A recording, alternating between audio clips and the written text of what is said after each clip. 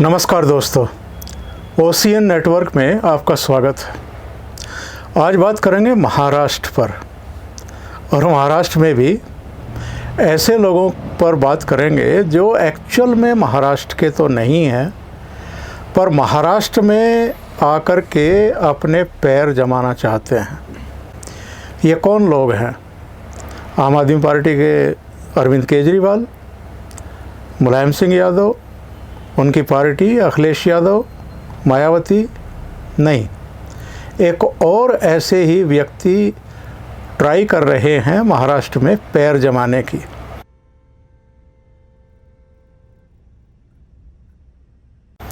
ज़रा याद करिए, उद्धव ठाकरे से शरद पवार से मिलने के लिए मुंबई आए थे।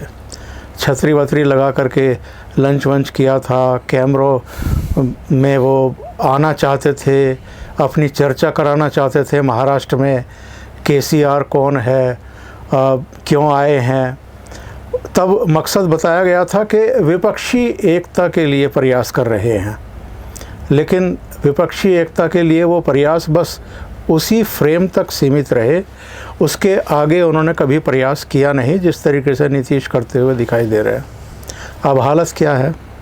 मैं और औरंगाबाद यानी संभाजी नगर, जिसको अब संभाजी नगर बोलते हैं, वहाँ आया, और जब मैं सड़कों पर जा रहा था एक से दूसरी जगह पे, तो सड़कों के दोनों तरफ केसीआर के फ़ोटो अटे पड़े हैं। अब की बार किसान सरकार, तो समझ में आता है कि ये केसीआर चाहते क्या हैं। अब मैंने मालूम किया कि भाई यहाँ से तेलंगाना कितनी दूर है, हैदराबाद कितनी दूर है, और महाराष्ट्र में अचानक इनकी इतनी दिलचस्पी कैसे हो गई है। तो बहुत सारे सवालों के जवाब तो मुझे मिल गए हैं, बहुत सारे सवालों के जवाब नहीं मिले हैं। तो जिनके नहीं मिले हैं उनके जवाब लेने के लिए ही मैं इस समय हूँ सुशील कुलकर्णी के साथ, जो महाराष्ट्र के बहुत ही माहीन जानकार हैं यहाँ की पॉलिटिक्स के, और आपका तो जाना पहचाना चेहरा है। महाराष्ट्र में इस समय उनका चैनल खूब देखा जाता है। सुशील जी, बहुत स्वागत है। नमस्ते। ये बताइए, ये केसीआर को क्या हुआ है? कोई गलतफहमी हुई है?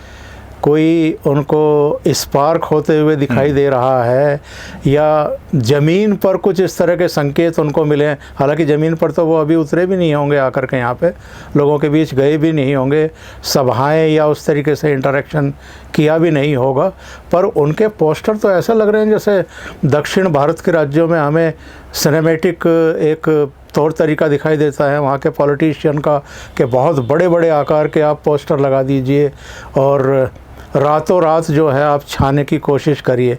इसके पीछे की मानसिकता क्या है और इनका इरादा क्या है? कुछ नहीं, दो चीज़ें हैं। एक है अहम और एक है वहम। अहम ये है कि मैं जो तेलंगाना में कर सका, अपनी सत्ता ला सका, ये देश के किसी भी राज्य में कर सकता हूँ, बात किसानों की कर कर। वहम ये है, मतलब अहम वाली बात तो, अहंकार वाली बात तो है, और वहम ये है कि लोग मेरे पीछे तेलंगाना की तरह ही आ सकते हैं। टीआरएस को बीआरएस बनाकर उसी अपनी छवि को पूरे देश में वो कर सकते हैं, ऐसा उनको लग रहा है। इसी अहम और वहम के कारण केसीआर महाराष्ट्र में अपने पैर जमाने की कोशिश कर रहे हैं। बस एक बात इसमें और जोड़ देता हूं कि महाराष्ट्र में चाहे केसीआर को यश मिले ना मिले, उनको 4 से 5% वोट पाने हैं।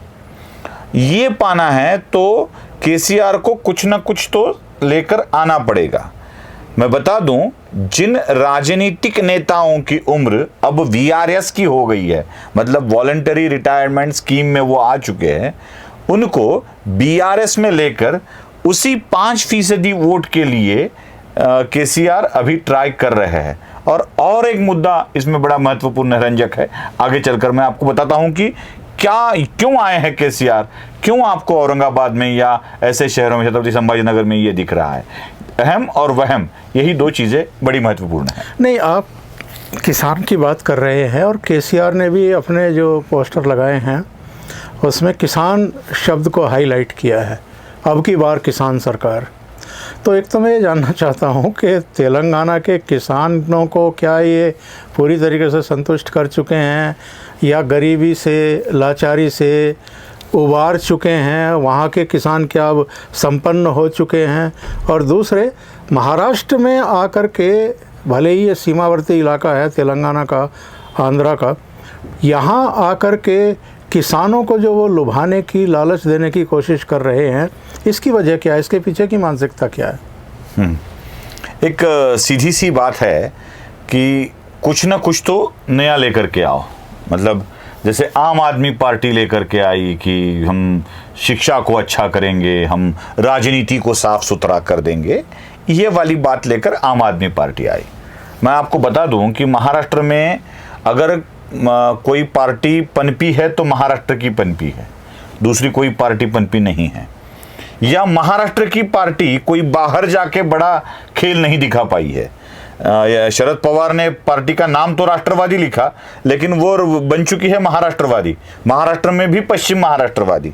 तो महाराष्ट्र के राजनीतिक दलों को वो काम करने का मौका नहीं मिला है। वो सिर्फ छत्रपति शिवाजी महाराज, उनके बाद पेशवा वही कर पाए कि जाके दिल्ली पर जाके राज कर सके, लेकिन बाकी कोई राजनीतिक दल ये नहीं कर पाया है। किसानों की बात वो इसलिए लेकर के आए हैं कि कुछ नए बांध केसीआर ने बनवाए, कुछ ऐसी स्कीमें किसानों के लिए दी जिससे ट्रैक्टर मिल सके, वो खेती के काम आसानी से कर सके, बिजली वाला काम उन्होंने किया है। और वही बात महाराष्ट्र के सीमावर्ती जिलों में भाती है। बता दूं, एक फर्क समझ लेना चाहिए। राज्य के पंजाब में, देश के पंजाब राज्य में, या हरियाणा में जहां से आप आते हो, या हिमाचल या तेलंगाना, मतलब सीधा उत्तर से दक्षिण लेके आता हूं मैं आपको, इन राज्यों की जनसंख्या और महाराष्ट्र की जनसंख्या में एक महद अंतर है। महाराष्ट्र की जनसंख्या को छोड़ दीजिए, तेलंगाना में जितनी किसानों की जनसंख्या है उतनी महाराष्ट्र में जनसंख्या, किसानों की संख्या है। टोटल आबादी और किसानों की संख्या ये बराबर होती है, क्योंकि 15 करोड़ के आगे तो महाराष्ट्र का पॉपुलेशन है और 1.5-2 करोड़ तो यहाँ पे किसान फैमिलीज है, इससे ज्यादा है। उतनी तो आबादी है तेलंगाना की। कम जनसंख्या वाले क्षेत्र में जो आप करते हो वो ज्यादा जनसंख्या वाले क्षेत्र में कर पाओगे, ऐसा बिल्कुल नहीं होता है। बिल्कुल। और यही एक चीज लेकर के किसानों को लुभाने के लिए ये आए हैं, क्योंकि इनको ऐसे लगता है कि किसानों का मामला अगर सामने किया जाए तो हो सकता है कि लोग अपने साथ आ जाए। और ये फ्री वाला मामला, फ्री बिजली, फ्री पानी, अरे फ्री की बात आप कर रहे हो, पानी है कहाँ जो आप फ्री दोगे? जो नहीं है वो चीजें फ्री घोषित करने में जाता क्या है? फ्री बिजली घोषित करोगे। वैसे ही अगर आप महावितरण, हमारे यहाँ जो कंपनी बनी है, उसके बिलिंग का अगर साइकिल आप देखो तो बिल का भुगतान भी नहीं हुआ है, वैसे ही फ्री ही समझी जाती है। लेकिन ये साले रेवड़ी वाले जो सारे के सारे नुस्खे हैं वो लेके के यहाँ पर आए हैं। यही बात है कि उनको लगता है कि हम कुछ ना कुछ तो कर पाएंगे। अभी अजीत पवार का मैं एक बयान देख रहा था, उन्होंने कहा कि यहाँ तो मायावती भी आई हैं, यहाँ तो जब मुलायम सिंह यादव थे तो वो भी, उन्होंने भी प्रयास किया था, कुछ और दलों ने भी अतीत में यहाँ आकर के प्रयास किया, लेकिन किसी की दाल नहीं गली। मैं देख रहा हूँ हैदराबाद की राजनीति करने वाले और हैदराबाद तक ही सीमित रहने वाले असदुद्दीन ओवैसी, वो भी मुंबई से लेकर के और यहाँ संभाजी नगर तक लगातार प्रयास करते रहे हैं। और इसको संयोग कहिए, दुर्योग कहिए कि 2019 में उनका कैंडिडेट जो है वो संभाजी नगर से चुनकर आ भी गया। तो कहीं कहीं थोड़ी बहुत सफलता मिल जाए तो इसमें ये कॉलर खड़े करते हैं और फिर अपना पैसा जो है पानी की तरह बहाते हैं, लोगों का समर्थन लेने की कोशिश करते हैं। लेकिन जैसा आपने कहा है कि जो ये फ्री की राजनीति है, क्या ये सिरे चढ़ पाएगी? और नंबर 2, ये जो फ्री की पॉलिटिक्स है, क्या ये राज्यों की राजनीति को दूषित और प्रदूषित नहीं कर रही है? क्योंकि होता क्या है कि जो उस राज्य के जिनका बेस है, वो जो दल हैं, वो जो नेता हैं, वो तो इस तरह की हरकतें नहीं करते हैं कि भाई फ्री में ये ले लीजिए, फ्री में ये ले लीजिए, आप हमें वोट दीजिए। महाराष्ट्र में भी मैं देख रहा हूँ, ना ये रोग यहाँ के राजनीतिक दलों को रहा है, ना यहाँ के मतदाताओं को रहा है। तो ये जो अरविंद केजरीवाल टाइप या चंद्रशेखर राव केसीआर जो है, ये आते हैं और ये फ्री की बात करते हैं केवल इसलिए कि क्योंकि इनका यहाँ बेस नहीं है, तो अपना बेस इस तरीके से बनाना चाहते हैं। बहुत ही दो बातें इसमें आपने कही है। उसमें से पहली बात का राजनीतिक, जो अजीत पवार का रेफरेंस देके आपने बोला था कि अजीत पवार ने कहा है कि यहाँ कोई पार्टी पनपी नहीं है। समाजवादी पार्टी ने ट्राई किया, बस एक ही विधायक मुंबई से उनका चुन के आ सकता है, 1 या 2, बस उसके आगे नहीं जाता है। हम मायावती की बात करते हैं तो मायावती को कतई यश नहीं मिला है। ना आम आदमी पार्टी को कभी यहां पर लक्षणीय यश प्राप्त हुआ है, मतलब कहीं सेकंड पोजीशन पे है, कहीं थर्ड पोजीशन पे है आम आदमी पार्टी का कैंडिडेट, ऐसे बिल्कुल नहीं हुआ है। ना विधायक, ना सांसद, ना पार्षद, किसी भी लेवल पे आम आदमी पार्टी को यह यश नहीं मिला है। यहां तक कि जोड़ तोड़ करके भी बाहर के लोगों को साथ जोड़कर प्रकाश आंबेडकर ने वंचित बहुजन आघाड़ी बना ली, उसको भी कोई यश नहीं मिला है। 1-2 जगह पर वो सेकंड पोजीशन पे रहे, लेकिन उतना बड़ा यश उसको नहीं कहा जाता।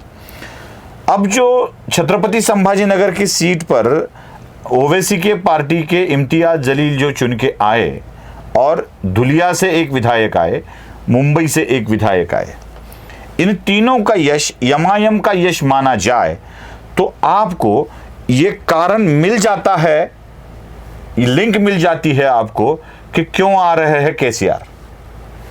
आपने कहा कि हैदराबाद की पार्टी और हैदराबाद की सीमित ही पार्टी, जो हैदराबाद के लिए गले की हड्डी बन चुकी है केसीआर के लिए, बिल्कुल। अब इस पार्टी को रोकना है तो जाकर जहां जहां एआईएमआईएम अपना पैर जमाने की कोशिश कर रही है, वहां वहां जाके केसीआर उसको उखाड़ने की कोशिश कर रहे हैं। मैं आपको बता दूं कि केसीआर के साथ जितने भी लोग जुड़ चुके हैं, वो एआईएमआईएम से त्रस्त है या मुसलमान हैं। दलित मुस्लिम की राजनीति करते हुए केसीआर यहां पर आए हैं। और छत्रपति संभाजीनगर में आपको बड़े पोस्टर दिखेंगे, अहमदनगर के रास्ते पे आपको बड़े, जिसका नाम अभी अहिल्यानगर किया गया है, जी। उसमें आपको बड़े पोस्टर दिखेंगे। आप मुंबई में जाओगे तो वहां पर भी आपको थाने या उनके जो विधायक चुनकर आते हैं वहां पर दिखेंगे। नासिक में आपको दिखेंगे क्योंकि वहीं से एक विधायक आता है। नांदेड़ में आपको दिखेगा क्योंकि नांदेड़ में एआईएमआईएम ने बड़ी अच्छी सफलता हासिल की है लोकल नगर निगम के चुनाव में। जहां जहां एआईएमआईएम अपने पैर जमाने की कोशिश कर रहा है या जहां जहां वो पैर जमाने की कोशिश कर सकते हैं, मुस्लिम आबादी का जो जहां पे 15% से अधिक हिस्सा है, जी, वहां पे जाकर ये अपने पैर जमा रहे हैं। असल में इनका उद्देश्य महाराष्ट्र की राजनीति में पैर जमाने से ज्यादा है कि ओवैसी का ध्यान हैदराबाद से थोड़ा सा हटे, बटे और वो महाराष्ट्र में जाए।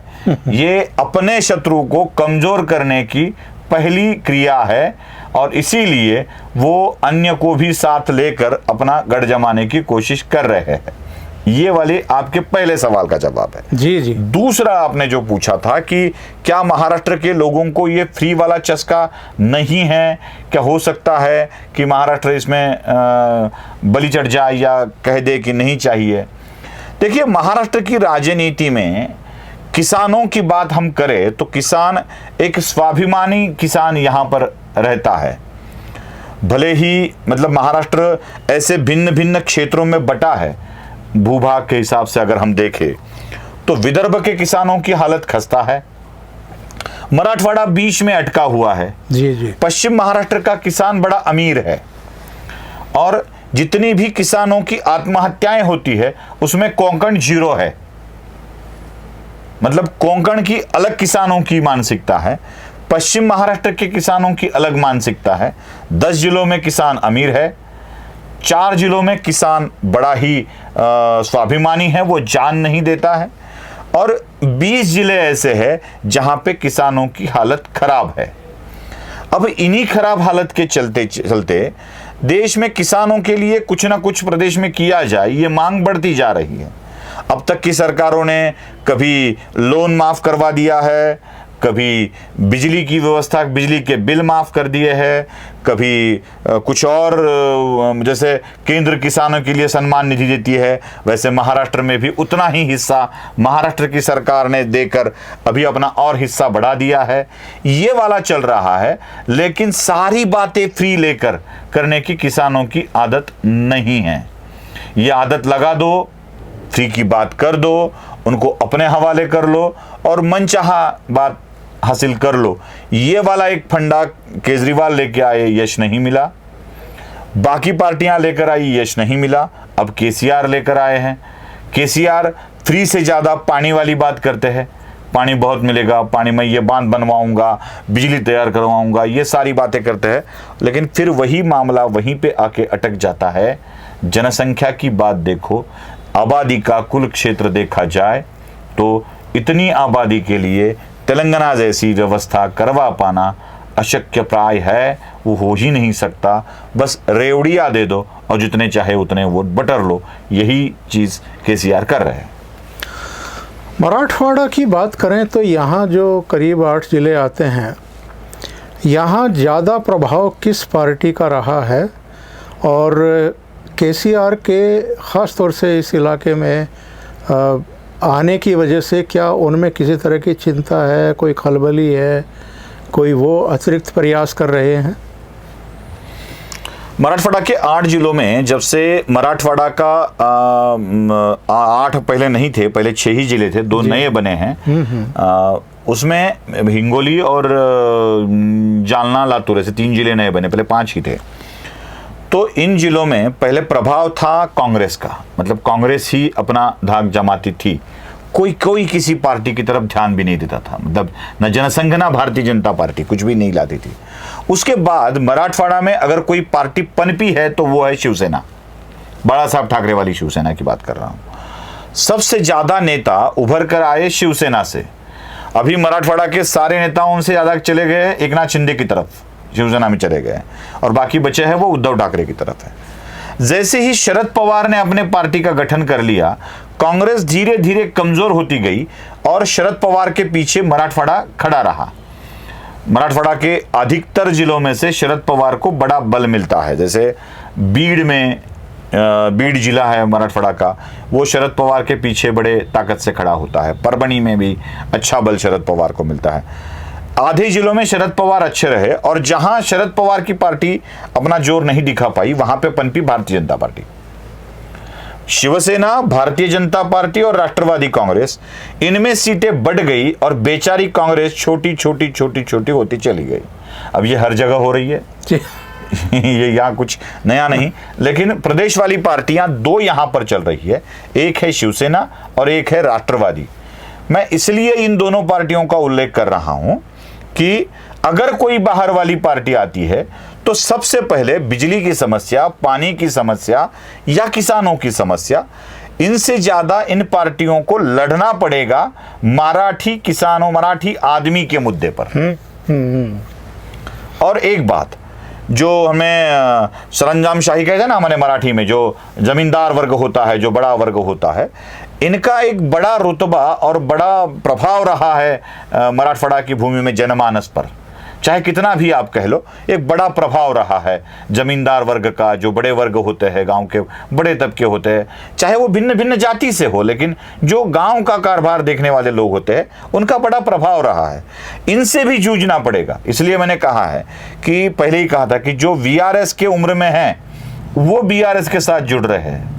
किसी फ्लुक में या किसी धारा में आकर 1 बार 2 बार विधायक बन गए, ऐसे ही लोग जुड़ चुके हैं बीआरएस के साथ। तो इन लोगों को फिर से एक बार ताजा करके उस सारी व्यवस्था को ध्वस्त करके यश प्राप्त करना बड़ा ही कठिन कार्य है। शायद ये कठिन कार्य ये कर पाएंगे या नहीं पता नहीं है, लेकिन कार्य बड़ा कठिन है। ओंकार जी, केसीआर तो अब आकर के यहाँ प्रयास कर रहे हैं, लेकिन मैंने सुना है कि शरद पवार जब यहाँ पैर जमाने की कोशिश कर रहे थे, उन्होंने यूनिवर्सिटी का नाम तक चेंज कर दिया और डॉक्टर अंबेडकर के नाम पर जो है जिस तरह की यहाँ राजनीति होती है और जिसका आप जिक्र कर रहे थे कि असदुद्दीन ओवैसी का जो कैंडिडेट यहाँ से जीता वो भी इस कॉम्बिनेशन की वजह से ही जीता, यानी मुस्लिम और जो दलित है, जो बुद्धिस्ट जिनको आप कहते हैं, उनके जो समर्थक हैं वो हैं। तो यहाँ जातिवाद को बढ़ावा देकर के शरद पवार ने बेड़ा गर्क नहीं किया है इस इलाके का। जी बिल्कुल, शरद पवार एक ऐसे खिलाड़ी हैं। कुछ साल पहले मराठवाड़ा विद्यापीठ का नामांतरण, नाम विस्तार कहा जाता है, नामांतरण नहीं कहा जाता उसे, मतलब मराठवाड़ा शब्दों को हटाया नहीं गया, डॉक्टर बाबा साहेब अंबेडकर मराठवाड़ा विद्यापीठ ऐसा नाम किया गया। सबको याद दिला दूं, नई पीढ़ी को याद नहीं होगा ये, जो मराठवाड़ा विद्यापीठ था, यूनिवर्सिटी, मराठवाड़ा यूनिवर्सिटी जिसे कहा जाता था, वो महाराष्ट्र मराठवाड़ा के 8 जिलों के लिए थी। और जब इसका नामांतरण किया गया तो ये बनी मराठवाड़ा के आधे हिस्से के लिए। बिल्कुल सही। क्योंकि उसी वक्त नांदेड़ में मराठवाड़ा मुक्ति संग्राम के लिए, हैदराबाद मुक्ति संग्राम के लिए लड़ने वाले स्वामी रामानंद तीर्थ जी के नाम पर एक नई यूनिवर्सिटी बना दी। नांदेड़, लातूर और साथ ही साथ परभनी, हिंगोली, इन 4 जिलों को शामिल कर दिया उस यूनिवर्सिटी में। मतलब नाम तो दे दिया लेकिन कार्यक्षेत्र आधा कर दिया। देखिए शरद पवार की राजनीति देखिए, वहां के लोगों को बताया कि हमने तो आपके लिए अलग यूनिवर्सिटी बना दी, अभी आपको क्या दिक्कत है। इन लोगों को बोल दिया कि देखो मैंने नाम बदल दिया, आप जो बरसों से चाहते थे वो मैंने कर दिया। इनकी भी रखी, उनकी भी रखी, ये भी खुश, वो भी खुश। आधा अधूरा नाम विस्तार करके शरद पवार ने दोनों नगरों पर अपने हाथ रख दिए हैं।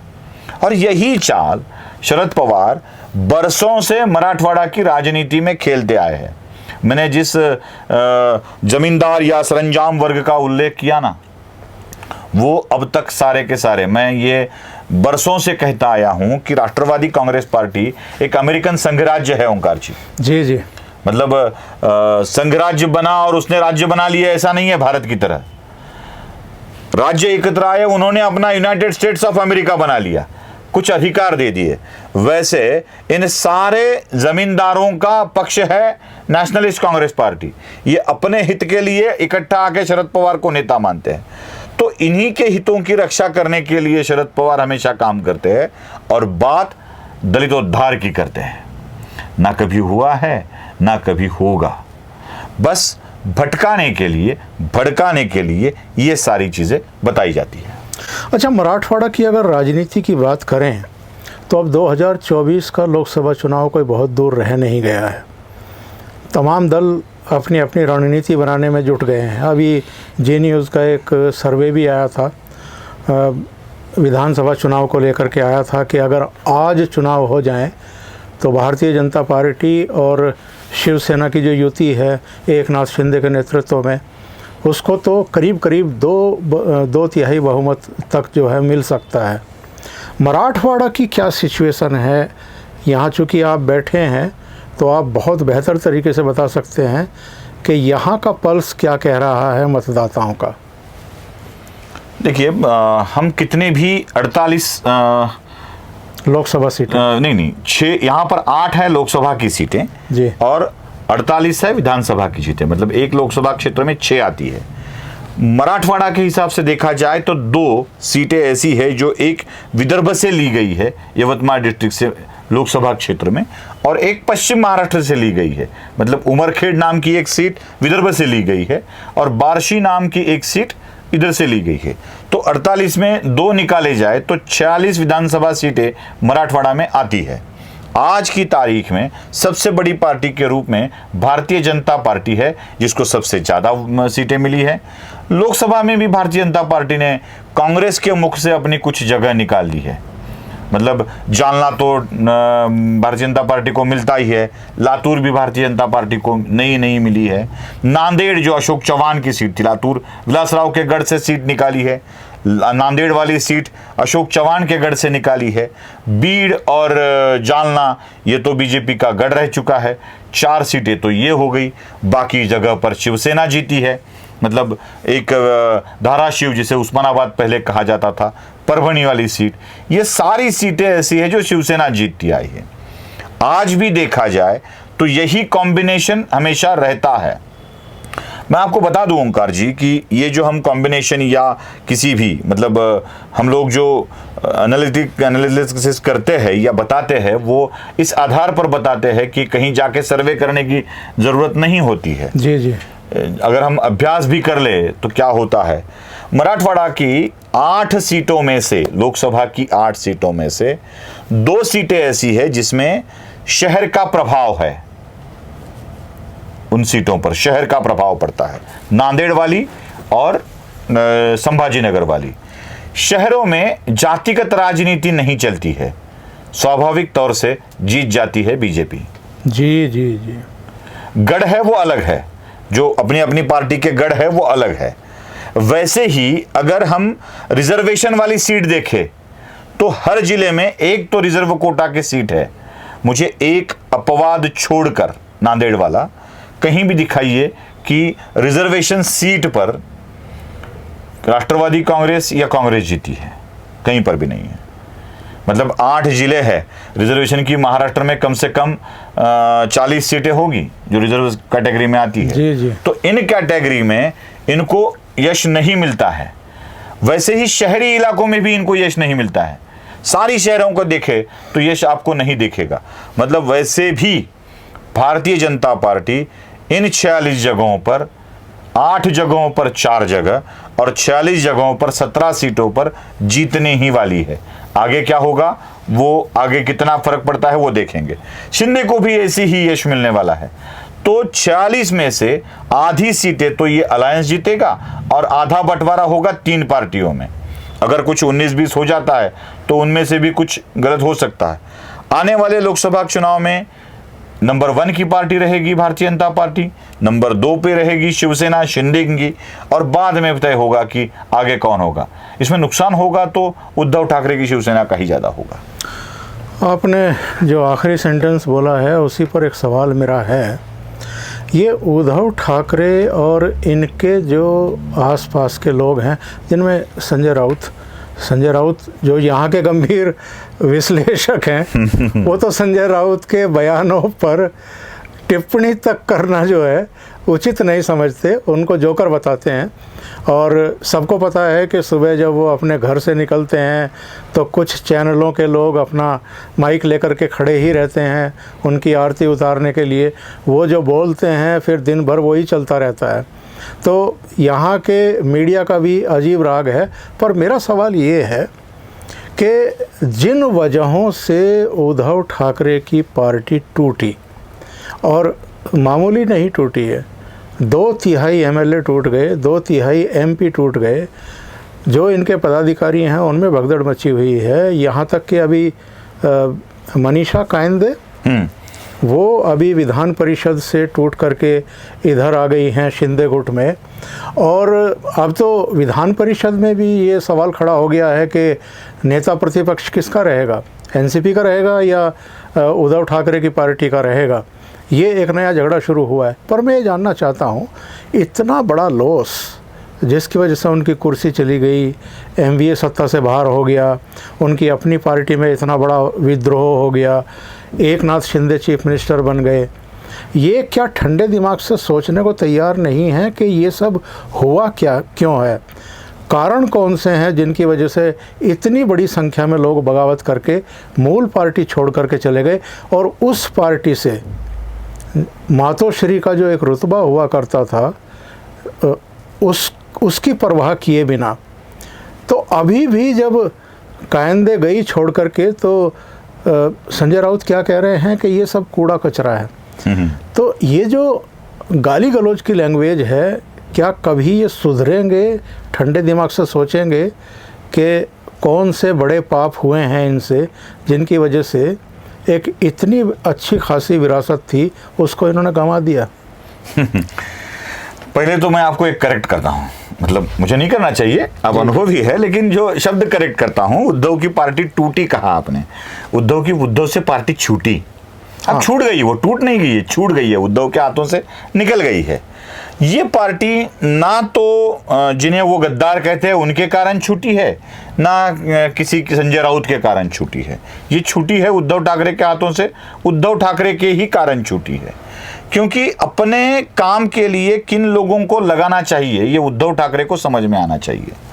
अगर आप सो रहे हो और मक्खियां उठाने के लिए बंदर को बिठा रहे हो तो तलवार लेकर बंदर आपकी नाक ही काटेगा। वो कहानी है ना पुरानी वाली, हाँ, तो तलवार लेकर बंदर आपकी नाक ही काटेगा। तो उसी तरह से उद्धव ठाकरे की नाक काटने का काम उद्धव के इर्द गिर्द के लोगों ने ही किया है। मनीषा कायंदे जो निकलकर चली गई है वो खुद उद्धव से नाराज होकर नहीं गई है, उद्धव ने रखे हुए लोगों के कारण नाराज होकर चली गई है। जो सुषमा अंधारे पीठ पीछे से आई और मनीषा कायंदे जैसे जिम्मेवार विधायक पर ही अपना अधिकार जमाने लगी, आदेशित करने लगेगी, तो क्या होगा? सोचिए, जो सुषमा अंधारे महिलाओं पर गलत गलत आरोप लगा रही है, गंदे गंदे शब्दों में आरोप लगा रही है, वो अपनी ही पार्टी के महिलाओं पर उसी तरह के आरोप लगा रही है। सोचिए, कितने दिन हुए आपको मीडिया में नीलम गोरे नाम की एक बड़ी और अच्छी नेता को देखकर शिवसेना का पक्ष रखते हुए। एक सवाल और भी पूछना चाहिए कि चाहे बात गलत हो या सही, लेकिन किशोरी पेडनेकर जो कुछ ना कुछ तो सामने रखती थी वो कहां गई? किधर है किशोरी पेडनेकर? कहां है नीलम गोरे? क्यों चली गई म्हात्रे? क्यों चली गई कायंदे? और जितने भी शिवसेना की महिला नेताएं हैं वो आज कहां पर है? अब सब चीज अगर सुषमा अंधारे चलाने लगी है तो क्या होगा? संजय राउत से चिढ़कर कितने लोग चले गए हैं।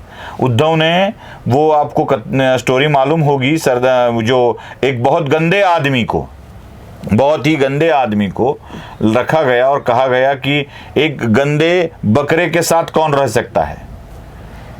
एक शर्त लगी थी, गंदे बकरे के साथ कौन रह सकता है। तो कोई आदमी एक बकरा रूम में रखा गया, कोई आदमी 1 मिनट के लिए, 2 मिनट के लिए, 3 मिनट के लिए, 10 मिनट के लिए रहता था। लेकिन एक गंदे आदमी को अंदर लिया गया, बकरा ही बाहर चला गया, बकरा ही नहीं रह पाया। उसी तरह से शिवसेना के अंदर जितने भी लोग निकल रहे हैं वो शिवसेना में अपनी हो रही बेइज्जती को नहीं सहन कर पा रहे हैं। अब ऐसे हो जाएगा कि सब लोग चले जाएंगे और एक भी अंदर नहीं रहेगा, अंदर बचेंगे सिर्फ उद्धव, जिन्हें अपने खाली मकान में रहना पड़ेगा। ये उद्धव ठाकरे के समझ में नहीं आ रहा है, यही एक दिक्कत है। यही हम लोग बताने की कोशिश कर रहे, लेकिन हमें बताया जाता है कि हम 40 पैसे वाले। ठीक है भाई, अभी आपकी असलियत बता रहे हैं, आईना दिखा रहे हैं, तो आईना 40 पैसे वाला लगता है तो क्या करें। बहुत बहुत धन्यवाद सुशील कुलकर्णी जी जुड़ने के लिए और महाराष्ट्र से जुड़े हुए बहुत अहम मुद्दों पर अपने विचार रखने के लिए। बहुत बहुत धन्यवाद। धन्यवाद। नमस्कार।